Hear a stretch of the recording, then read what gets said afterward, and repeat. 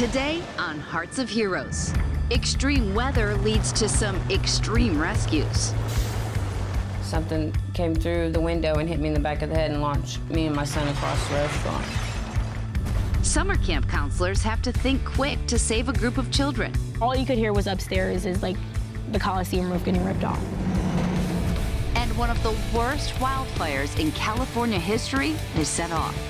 I could see helicopters hovering with their loudspeakers and telling us, evacuate, evacuate.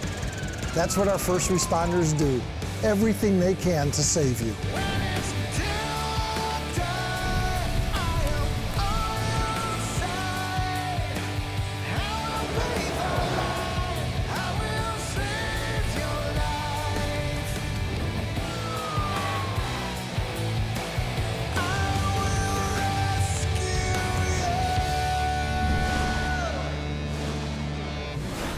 Just after 4 p.m. on July 19, 2018, a wedge tornado sliced through America's heartland. The deepest cut, Main Street, Marshalltown, Iowa. 22 people were injured, their town shredded, but their spirit is what helped them survive. And the young heroes that arose from the crisis came from the unlikeliest of places.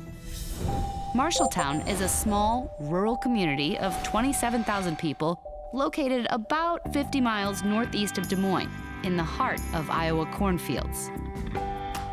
Every summer, Marshalltown has a day camp called Summer Blast at the historic Coliseum.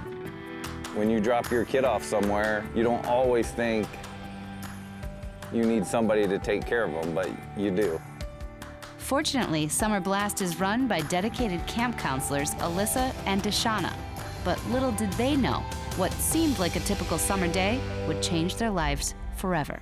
It started out like any other normal day. Went to the library in the morning, had fun at the library, came and got ready to go to the pool. No big deal. There's always a different day. You never know what you're gonna get yourself into, but it's so much fun. But as kids played at the local gym and people in Marshalltown went about their daily lives, the atmosphere was preparing for a violent afternoon.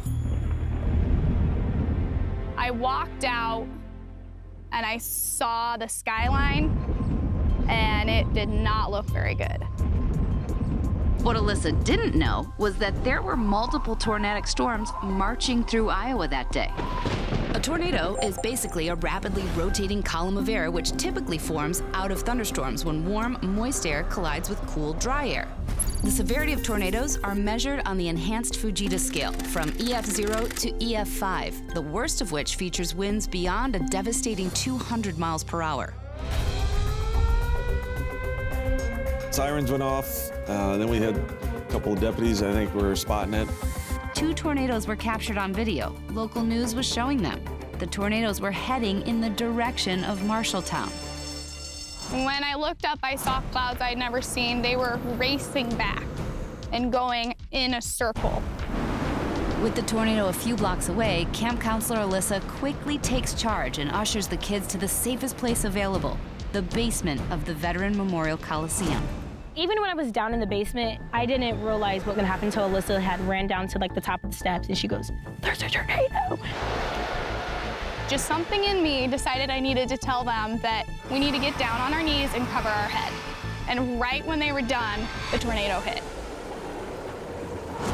When tornadoes tear through an area, their force can destroy almost anything. All you could hear was upstairs is like the Coliseum roof getting ripped off. And after the tornado took out the spire of the courthouse, the tornado was gone.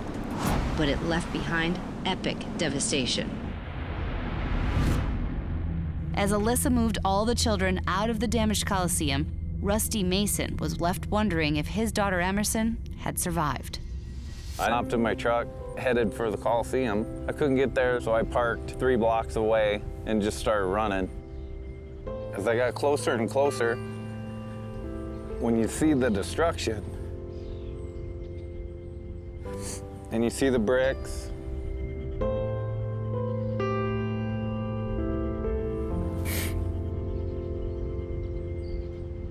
But as Rusty made his way to the Coliseum, his distress turned to relief. that's when I saw her, and as soon as she saw me, she started running towards me, and I just gave her a great big hug and didn't want to let go. Seeing the parents embrace their kids was just something I'll never forget. I think the Summer Blast staff will always be heroes to me. Because of them, I have her. Weeks later, this tight-knit community has become even tighter, receiving overwhelming support from the entire state of Iowa. The rebuilding process has begun, both physically, as you see here, and emotionally, as these people that we've seen here today and have talked to today have shared with us. You guys have done a terrific job here, and all the small acts of kindness and heroism that's taken place in every little corner of this city. I can only believe that this town is coming back stronger than ever.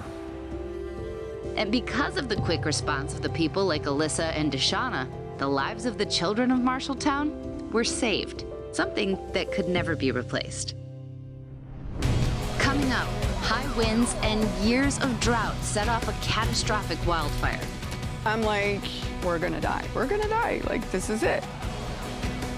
And later, a tornado strikes Tulsa, Oklahoma. Everyone just starts to run, and then you couldn't see nothing. Everything just went pitch black. Oh my goodness.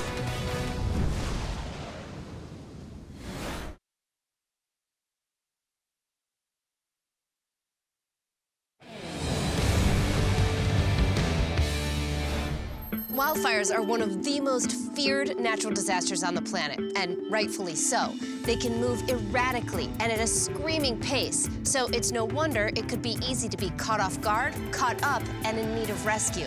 Fortunately, that rescue can come from above. 50 miles north of San Francisco is Napa, California. The scenic area is known for its stunning landscapes and impressive vacation homes. But on October 8th, 2017, the neighborhood on a mountain called Atlas Peak became famous for something else. It was Sunday. Started out as a beautiful day. It's a little bit breezy. Reported at 1800. I was partnered with Officer Whitney Lowe. We were getting bounced around so much by the significant winds. That was the most turbulence that I had been in 6 years of flying here in the Bay Area.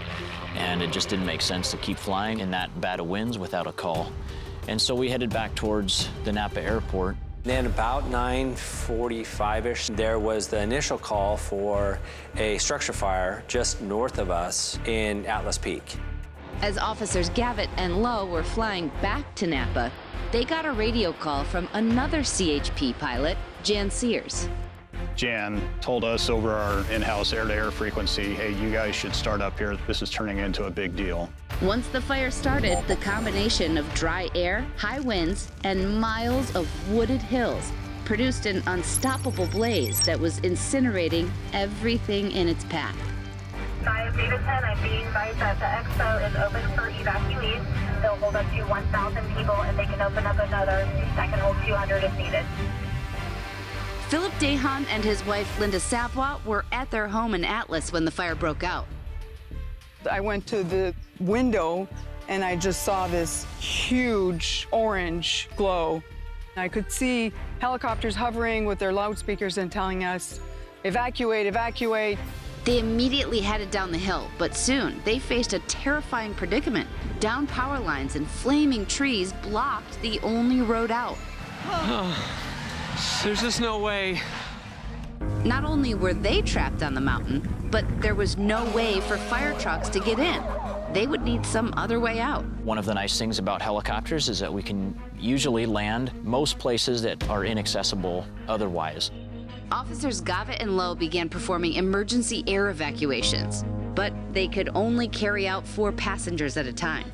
I said, we're on the deck of that Titanic here. Get anybody you can. Get anybody with a helicopter and get them up here. At that point, the fire was almost making a complete 360 around us.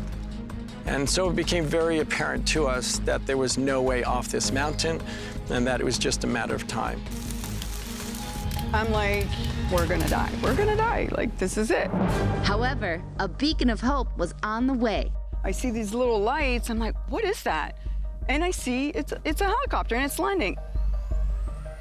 At long last, Philip and Linda had a way out.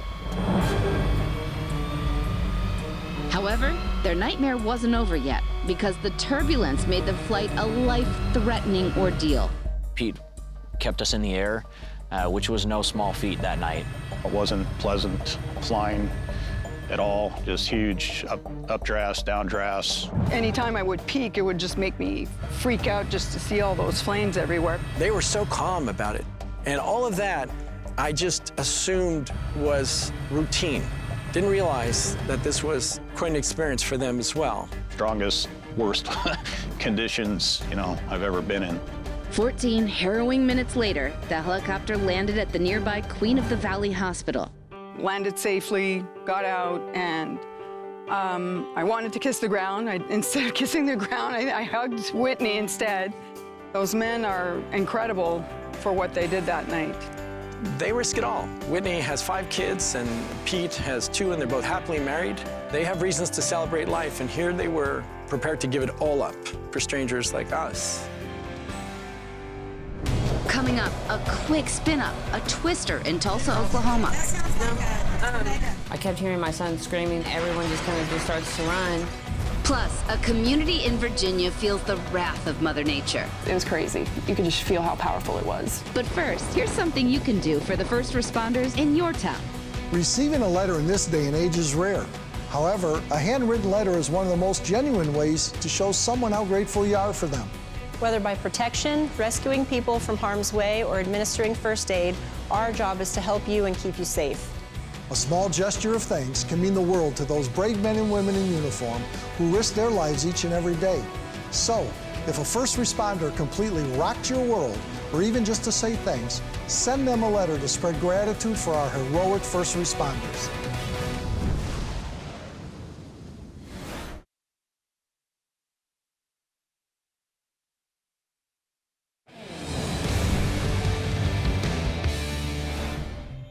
Nestled in the northeast corner of Oklahoma, Tulsa doesn't get as many tornadoes as you might think. It's surprising because Oklahoma overall is the state that ranks 3rd for the most twisters each year. So on a seemingly normal summer night, many were stunned when an EF2 tornado emerged out of the darkness and struck right in the heart of downtown. Situated on the Arkansas River, Tulsa is the 2nd largest city in Oklahoma. Although it's a major metropolitan area, it still retains a small-town feel. But as it turns out, the night of August 5th, 2017 would not be as peaceful. As the sun set that evening, Celia Daniel took the opportunity to meet up with a few friends. On this night, she also brought along her 9-year-old son. It started raining, and we all decided to go to a restaurant. I had my middle boy with me. There was probably about 10 of us there. But this was no passing storm. This was a tornado that spun up quickly before the warnings could come out. There was no advance warning, and earlier in the day when they said there might be a thunderstorm, nobody was talking about the potential or possibility of a tornado. Unaware of the looming danger, Celia and her group enjoyed a late-night dinner while they waited out the storm. We were all checking out, fixing to get ready to leave. Well, when I turned around, it was pouring down rain. Oh my goodness. Everyone just kind of just starts to run. I grabbed my son and wrapped my body around him, and then you couldn't see nothing. Everything just went pitch black. The tornado smashed through the walls of the restaurant where Celia and her son were sitting at their booth. And then just not even seconds later, something came through the window and hit me in the back of the head and launched me and my son across the restaurant. Celia needed urgent medical attention. Luckily, the firemen of Station 25 were ready and on their way. But Celia was losing consciousness fast. I didn't even realize how badly I was injured or anything like that. The only thing I cared about was getting my son to safety. She was a load and go. We got her loaded up and she was on her way to the hospital. I think that total spent like 15 hours in surgery. I remember the doctor coming in and telling me, "You're lucky you're not paralyzed or even dead."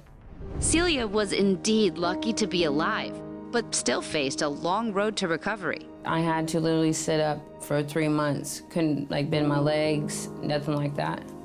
Couldn't even move. Despite many difficulties, things are looking up for Celia and her family. No matter how hard it is, you just put a smile on your face and keep trying. Months later, Celia had the chance to personally thank the men who saved her life. Celia, right? Yes, yes.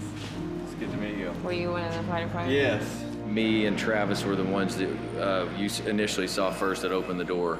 I owe you guys everything. Like, I wouldn't be here today and be here for my boys if it wasn't for you guys. My son did this for you guys, and then he signed this. Okay. And I just want to let you know how much I appreciate you for saving me and my mom. Well, that's great. I'll tell him thank you very much. I've been wanting to see him for a long time now and shake their hand and tell them how good of a job they did. It was very good to meet you. It was nice meeting you too. Coming up, a town in the direct path of a tornado. It was crazy. You could just feel how powerful it was. You could feel the whole building shaking. But first, something that can help you be more prepared. There is no such thing as a disaster-free zone. Man-made disasters can unfortunately happen at any time. If you live in an area prone to Mother Nature's worst, have a disaster plan in place before, during, and after a natural disaster's occurrence. Practice makes perfect. Having preparedness plans and knowing evacuation routes, wherever you may live, will be putting yourself and loved ones one step closer to a safer future.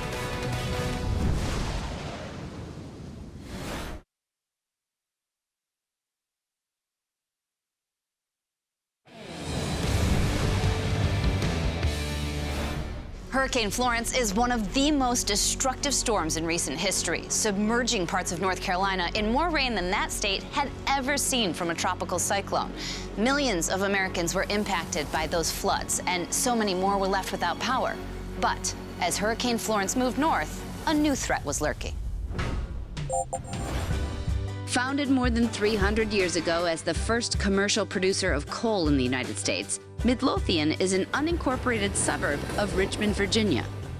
Tammy Harrop and Jordan Crowder were both working at a local pizza parlor when they began to hear weather warnings.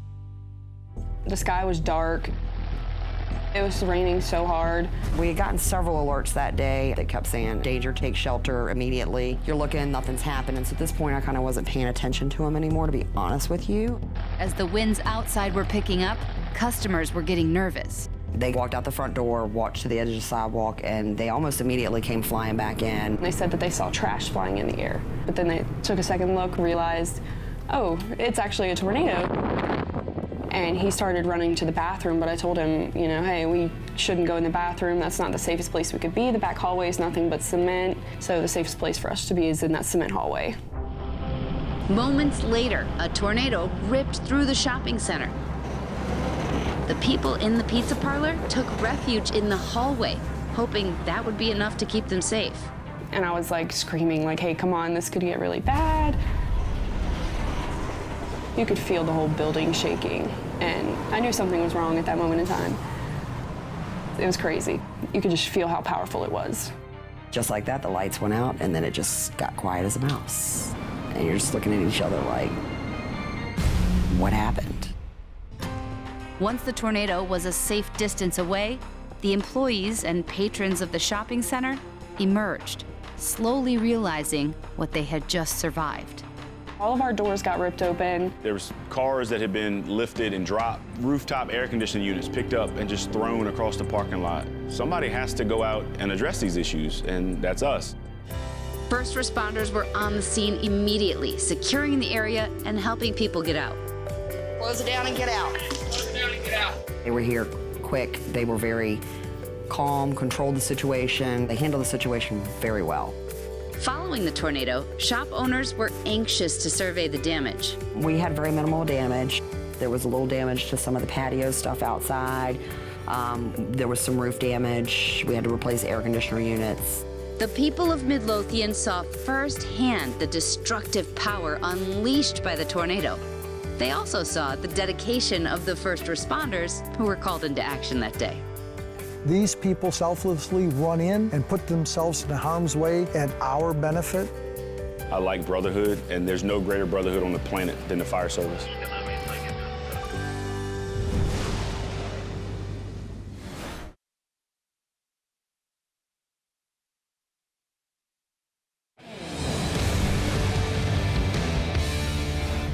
Today, we've seen the incredible spirit of unsung heroes come shining through. In so many disasters, we learn about the victims, but we don't get to know the heroes. I am so grateful we got to celebrate the hero stories, and can't wait to do it again with all of you.